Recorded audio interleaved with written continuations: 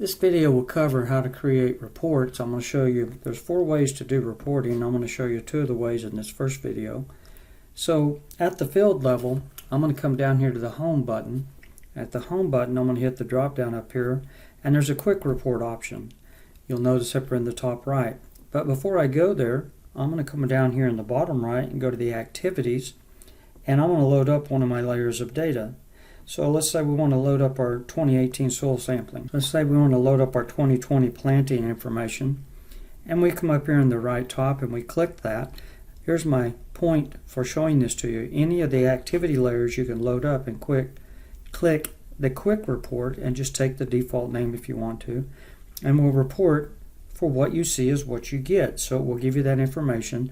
And you can come up here and hit the upload arrow and send that to your notes page if you don't have internet connection, or you could send it to the printer if you had your printer set up, or you could drop it over, or you could send it to your email as a PDF file and then print it off later.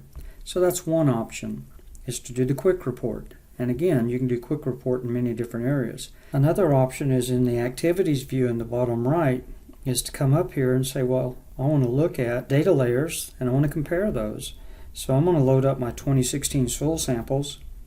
I'm going to hit that right facing arrow and look at the soil pH map. Actually, I'm going to take that to the phosphorus.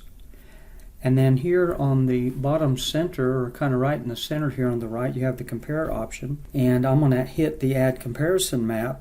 And I'm going to come in here and put in my, let's just say, a dry yield surface. Now I'm going to come back over here on the left side and click on the soil test. And I could go through that database by, again, clicking that to the right. And I can compare now my soil pH to what my yield map might look like on the right.